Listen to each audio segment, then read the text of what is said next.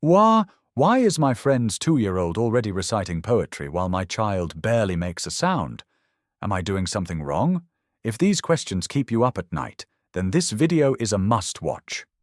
Today, we're going to break down the 7 most common and often invisible mistakes parents make when trying to encourage their child to talk.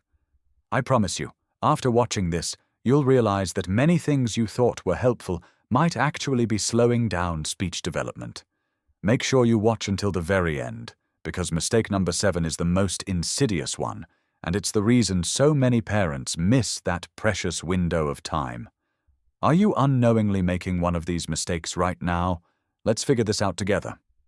First, let's define what we mean by a late talker. This isn't just a quiet kid or a lazy one. This is a child whose language development is significantly lagging behind age-appropriate milestones. And here, it's crucial to discard that popular myth. Don't worry, they'll just start talking by age 3. While that sometimes happens, in most cases, silence hides serious underlying issues, and the just wait and see approach can be truly detrimental. The first years of life are the golden time for brain development. This is where the foundation for future speech, cognition, and communication is built. By ignoring those warning signs, we risk missing what's known as the sensitive period, when a child's brain is most plastic and primed to soak up information. Therefore, our job as parents isn't to wait for things to happen, but to proactively create the optimal conditions for speech to develop naturally and harmoniously. So the first and probably the most common mistake is parental overprotection, or what I like to call the psychic mom mode. Imagine this scenario. A toddler points at a shelf of cookies and makes a vague, non-committal sound, something like What do most moms do? Right. They immediately rush over and hand him the cookie, saying something like, "Oh, my sweetheart, you wanted a little cookie." What seems wrong with that? After all, we're taking care of our child. We understand them without them needing to speak. But in reality, we are doing them a huge disservice. In this situation, the child simply has zero motivation to speak. Why put in the effort? Why try to pronounce the word give or cookie if mom already understands everything based on a simple gesture and a little grunt? The brain operates on the principle of energy efficiency. If a goal can be achieved the easy way, it won't bother looking for a harder one. And just like that, despite our best intentions, we strip the child of the main motivation for developing language, the fundamental need to be understood. Let's take a closer look and understand what's actually going on inside a child's mind during these moments. When we anticipate their every need, we are essentially telling them, "Don't bother speaking up. I'll take care of everything." Communication is a two-way street. It involves not just the transfer of information, but the effort required to initiate that transfer. When a child reaches for a toy and attempts to vocalize, they are learning to connect their desire, their action, and the resulting sound. This requires complex neurological work. But when we instantly hand over that toy, we interrupt this critical learning chain right in the middle. We don't even give them a chance to try. The ultimate result is a passive behavioral model. The child becomes accustomed to the world revolving around them, fulfilling their every desire based on a mere gesture. Speech becomes a redundant layer, a luxury they don't need. Yet it is precisely through those attempts, those inevitable mistakes, and the necessity to convey their thoughts that their first real words are truly born. So how do we step out of that mind-reading mom role? You need to learn to create intentional, structured communication opportunities. They might be artificial, but they are incredibly beneficial. When your child points to a cookie, don't rush to hand it over. Instead, get down to their level, look them in the eye, and ask with a smile, "What do you want? A cookie?" Pause. Give them a moment to respond. They might just make a sound or a grunt again. If that happens, you can gently take their hand and help them point to the cookie again, enunciating the word cookie slowly and clearly. You can take it a step further and offer a choice. Do you want the cookie or an apple? Your goal isn't perfect pronunciation. It's to provoke any responsive reaction, a sound, a syllable, or even just a clearer, more active gesture. Praise every single attempt. Oh, you said pa! Excellent job. You're trying to say cookie. This way, you show them that their effort is noticed and valued, and that language is a powerful tool for getting what they want.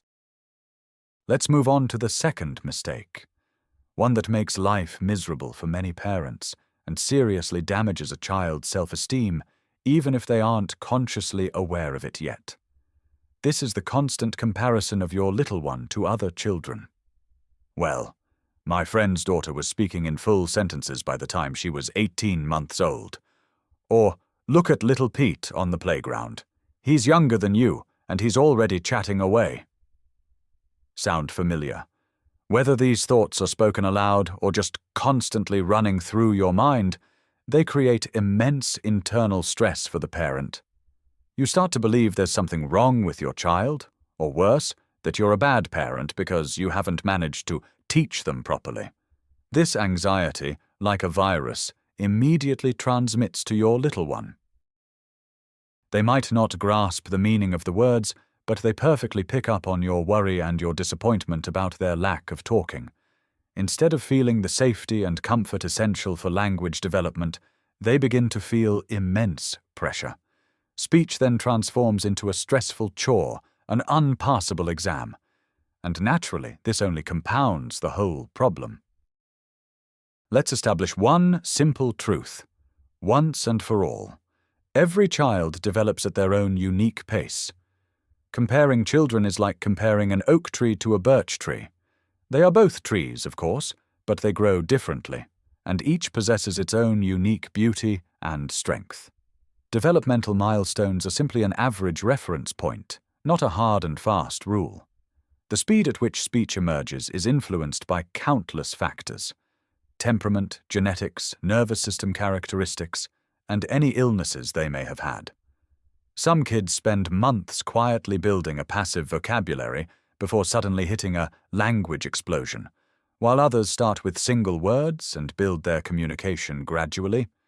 The only person worth comparing your child to is the child they were yesterday. Focus on noticing even the slightest progress. Did they make a new sound today? Fantastic. Tomorrow they pointed at a dog and made the woof sound. That is a huge victory. Shift your focus away from the successes of others and concentrate on the small, real achievements of your own little one. This will relieve tension for both you and your child. The third mistake is closely tied to parents' fixation on actual speech. Parents are often so desperate to hear those first words that they completely ignore or undervalue the child's nonverbal communication. Yet this communication is the foundation, the bedrock, upon which all future interaction is built. Gestures, facial expressions, eye contact, the very sound or intonation of a hum, these are all your child's active attempts to start a dialogue with you. When your child holds out a toy and looks you in the eye, they aren't just asking you to take it. They are telling you, "Look how interesting this is, come play with me." When they wave bye-bye or clap their hands, they are utilizing commonly accepted social symbols. That is already a complex cognitive operation. They understand that a specific movement carries a concrete meaning, and this represents a huge stride toward verbal or spoken language. Essentially, a gesture is just a word, only expressed through the body. If we fail to support this essential form of communication, we are robbing our child of a crucial developmental step. What happens when parents simply overlook the importance of baby signs and gestures? If a child realizes their attempts to communicate are being ignored, they might just stop trying altogether. Imagine trying to explain something complicated to a foreigner using only gestures, but they just stare back blankly, waiting for you to speak their native tongue. Eventually, you'd just throw your hands up in defeat. A toddler feels exactly the same way. They might pull you towards the window, pointing excitedly at a car driving by, but you're either busy on your phone or lost in your own thoughts. You're waiting for them to say the word car, but they are already communicating everything they can about that car using the tools they have. By dismissing these non-verbal signals, we are essentially sending a message. Your efforts don't matter. Until you speak the actual word, I'm not listening. This can lead to a significant decline in communicative initiative. The child withdraws because their entire world and their current method of communication are being misunderstood by the very people closest to them. And when that happens, the road to actual speech becomes much longer and much harder. So, how do we properly respond to non-verbal communication and use it as a launchpad for speech? Your main task here is simple. Become a translator, converting the language of gestures into the language of words. Is your child pointing at a cat? Respond right away. Yes, that's a kitty. Look how soft and fluffy she is. The cat says, meow, meow. You aren't just labeling an object, you are validating their interest and engaging them in a real dialogue. Is your little one handing you a block? Take it and say, "Thank you, you gave me the block." Wow, what a pretty blue block this is. By doing this, you are narrating their actions and saturating the moment with language. Actively encourage the use of gestures. Play pat a cake, this little piggy, and practice waving bye-bye. You can even create unique family gestures for specific objects or routines. And always, always, pair that gesture directly with the corresponding word. If your child gestures for a drink, show them the cup and state clearly, "Drink, you want a drink." This method builds a critical bridge, moving them from a familiar motion to a new, unfamiliar word. Soon enough, they will start crossing that bridge all on their own. Let's move on to the fourth common mistake: information overload. Modern parents often fall into the trap of thinking that the more developmental tools, talking toys, and educational screen time their child is exposed to, the sooner they will develop and speak. We play audio stories in the background while they play, put on cartoons on the tablet just so we can eat dinner in peace, and buy interactive puppies that sing songs in 3 different languages. The result is that the child is subjected to constant sonic bombardment and noise pollution from morning till night. They have a continuous stream of information pouring into their ears that their immature brains simply cannot process. In this cacophony, they cannot isolate individual words, understand their meaning, or connect them to objects. To them, this is just white noise, and the brain learns to tune it out entirely to avoid overload. It's like trying to hear a friend whisper at a rock concert. It's impossible. We need to understand the fundamental difference between passive listening and active communication. When a child watches a cartoon or listens to an audio story, they are merely a passive consumer of the content. The speech isn't directed at them personally. It demands no reaction and no reply. It's a monologue. Genuine live speech, however, is always a dialogue. Even if only one person is talking, say a parent narrating their actions, they are still engaging the child. They look at them, they pause, and they wait for a reaction. Gadgets and talking toys simply cannot provide this crucial interaction. They can't adjust to the child's pace. They can't recognize an interested glance, and they certainly can't respond to a non-verbal gesture. The result is that instead of learning how to communicate with a real person, the child becomes accustomed to passively consuming information.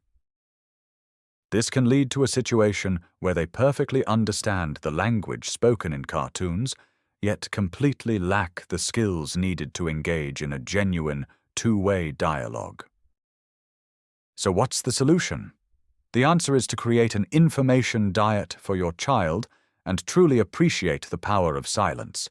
That doesn't mean you have to throw out every single toy and live in total silence. It means carefully managing the information they receive and prioritizing quality, face-to-face interaction. Start by eliminating background noise. If you're not actively watching the TV, turn it off. Allow for periods of silence in the house. time when your child can actually listen to themselves and their own thoughts. Instead of 10 educational cartoons a day, watch just one, but make sure you watch it together. Sit down next to them, discuss the characters, and repeat their key phrases. Rather than relying on a mountain of noisy musical toys, sing simple children's songs together and accompany them with movements or dancing. Instead of an audio story, read one short book before bed, pointing out the pictures and using varied intonation.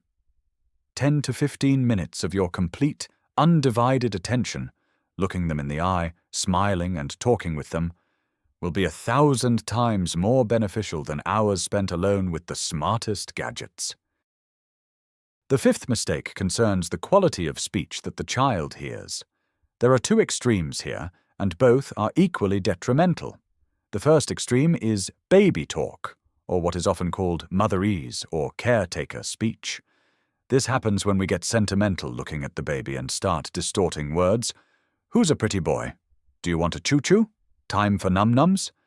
We think we are speaking the language the child understands, but in reality, we are giving them a distorted or flawed language model. Children learn to speak by imitating adults. If they constantly hear vroom vroom instead of car or woof woof instead of dog, those are the sounds they will try to reproduce. And later, you will have to unteach them. Furthermore, this kind of speech lacks clear articulation. It becomes difficult for the child to pick up the correct movement of the lips and tongue needed to properly form sounds. Sound imitations like moo or quack are very useful in the initial stages. However, they must always be paired with the actual normal word. For example, look, it's a dog. The dog says woof woof. Another pitfall that highly educated or intellectual parents often stumble into is using overly sophisticated adult language when talking to their kids. They rely on lengthy, convoluted sentences, complex subordinate clauses, and abstract conceptual vocabulary. For instance, instead of the simple, "let's go outside," a parent might opt for, "I submit that we should evaluate the viability of undertaking a brief outdoor excursion, given that the current atmospheric conditions are undeniably conducive to such an activity." While the child might pick up on the overall friendly intonation, the actual meaning of the phrase will be completely lost on them. Their developing brain simply lacks the capacity to unpack or process such a lengthy and complex message. They might grab one or two recognizable words from the flow, but the rest instantly turns into the auditory equivalent of white noise. Consequently, the child learns to stop actively listening to adult conversation because they perceive it as overly complicated and irrelevant. They simply tune out, which inherently slows down the critical language acquisition process. The key is to communicate with the child at their developmental level while simultaneously providing a clear, correct, and accessible language model for them to imitate. Where exactly is that sweet spot, the golden mean? It lies in speech that is simple, clear, and grammatically correct, yet slightly concise and adapted. Use short phrases, perhaps 2, 3, or 4 words long. Instead of saying, "Now we are going to go into the bathroom together so we can wash our hands before dinner," just say, "Let's wash hands. Here is the soap. Rub hands. Clean hands." Speak slowly, using expressive intonation and highlighting key words. Name all the objects and actions around you. This technique is often called running commentary or parallel talk. When you dress your child, verbalize the process. Putting on the shirt. Where is your arm? Here is one arm. Where is the other arm?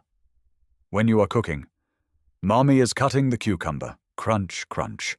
And this is the tomato, a red tomato. You become a living dictionary for your child, a radio tuned precisely to their frequency. You create a rich linguistic environment around them, one that is both understandable and highly structured, from which they will begin building their own speech just like assembling blocks. The sixth mistake is arguably one of the most damaging things you can do to your child's motivation. This involves direct pressure and demanding word repetition. Phrases like, say, "Mama," come on, say it, "Mama," or "You won't get this until you say give," or "Repeat after me, Kitty." Parents often believe they are teaching the child to speak this way, almost like drilling or training them. However, the effect is precisely the opposite. When we force a child to say something, we turn what should be joyful, organic communication into a dull and stressful lesson. Speech stops being a tool for communication and pleasure, and instead becomes an obligation, a stressful test of their abilities. This can lead to what experts call speech negativism. The child simply refuses to speak altogether because they associate talking with unpleasant emotions, pressure, and the feeling that they are constantly failing or disappointing their mother. They might even tense up physically, turn away, or clamp their mouth shut. This is a natural defense mechanism against stress. So why is this so detrimental?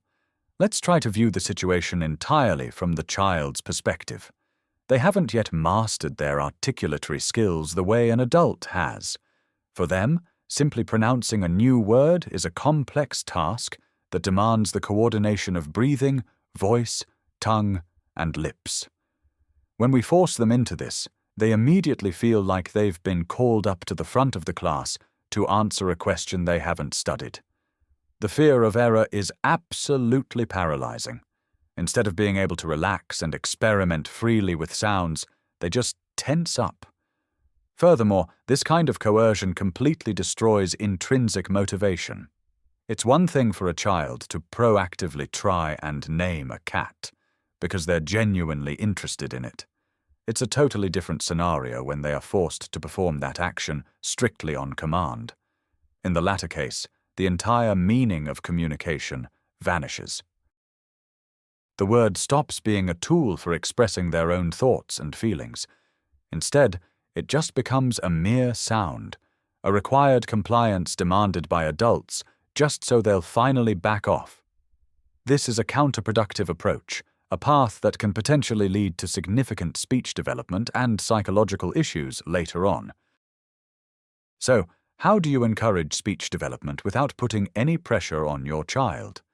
The answer is simple: through play and creating natural, engaging situations. Instead of demanding, "Say it," simply name the object yourself repeatedly within an emotionally rich context. Do you see a cat? Sit next to your little one and excitedly say, "Look, a kitty. Isn't she beautiful? The kitty is washing its face. Meow." Create situations where the word seems to just come out naturally. Spin a top and make the sound whir, whir, whir. When it stops, ask with surprise, "Oh, where did the whir go?" Start singing a familiar song and pause right before the last word, encouraging the child to finish the line. Use sound imitation games. The train goes choo-choo, the water goes drip-drip. Your goal isn't to force participation, but to entice your child. Make speech so interesting, fun, and necessary that your little one wants to join the game. That way, those first words will appear easily and joyfully. This brings us to the seventh, and perhaps the most treacherous, mistake. That's the dangerous mindset of, "Let's wait, it will just resolve itself," which inevitably leads to delaying professional help. Sadly, harmful stereotypes still persist in our culture today. Boys always talk later than girls. He's just stubborn. That's just his personality. I was put in daycare, and I started talking immediately. Einstein didn't speak until he was 5. Parents frequently hear these reassuring excuses from the older generation, or even from some old-school pediatricians, and they accept this reassurance. They wait until their child is 3, 4, or even 5 years old. And while they wait, the most precious time for effective correction, that crucial developmental window, is rapidly slipping away. Yes, admittedly, there are isolated cases of dramatic developmental leaps, where a child was completely silent and then suddenly started speaking in full, complex sentences. But banking on that kind of happy accident is essentially playing Russian roulette with your child's health and future. Let's pinpoint the key red flags that should worry any careful parent. If a child is 1 year old and isn't babbling, that is, repeating syllables like mama ma or baba ba, that's the first major warning sign. If by 18 months they haven't spoken a single meaningful word, even the most basic ones, and they don't follow simple instructions like give me the ball or come to me without needing a pointing gesture. If at 2 years old, their vocabulary consists of fewer than 20 or 30 words, and they are not attempting to combine 2 words into a simple phrase, such as, Mommy, give me. If by age 3 their speech is largely unintelligible to those outside the immediate family, or if they primarily use memorized phrases from shows or movies, failing to use language for spontaneous, interactive communication. These points are not merely individual quirks or unique timelines. They are strong indications that speech development is significantly delayed, and the child requires intervention. Remember, the earlier this assistance is provided, the more impactful and effective the results will be. After the age of 3 or 4, many of these issues become substantially harder to correct. So what should you do if you spot one or more of these red flags in your child? Don't panic, but don't simply wait and see either. The first order of business is ruling out any underlying medical issues. You need to schedule a hearing test with an audiologist. Sometimes a child isn't speaking simply because they struggle to hear properly. The next important specialist to see is a pediatric neurologist. They will evaluate the development of the nervous system and rule out any serious conditions. And of course, your most crucial ally will be an excellent speech-language pathologist, or SLP. It's vital to find a specialist who works specifically with very young children, our late talkers. They will conduct a thorough diagnostic assessment, determine the root cause of the speech delay, and create an individualized intervention plan. Please don't be scared of receiving a diagnosis. A diagnosis is not a life sentence. It simply gives a name to the challenge.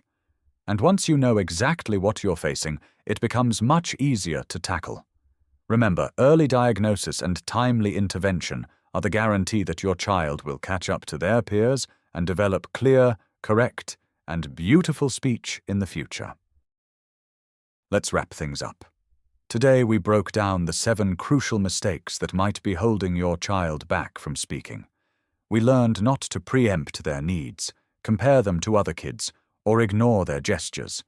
We also realized that too much screen time and poor speech modeling from adults can be just as damaging as direct pressure and demanding they just say it.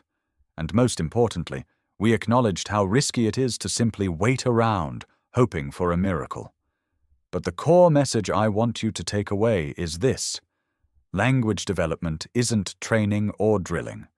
It's about creating a loving, accepting, and stimulating environment. Your calmness, your belief in your child, and your willingness to connect with them right here and now, not just with the idealized talking version of them in the future, that is the key to real miracles. Your main role is to become an engaging conversational partner and a trustworthy guide into the world of language for your little one. Thank you so much for watching this video all the way through. If you found any of this helpful, please hit the like button and subscribe so you don't miss our future episodes. Now, I have a question for you. Which of these mistakes were you perhaps making without even realizing it? Or maybe you have your own successful story about helping your child find their voice? Share your experience in the comments below. Let's support each other.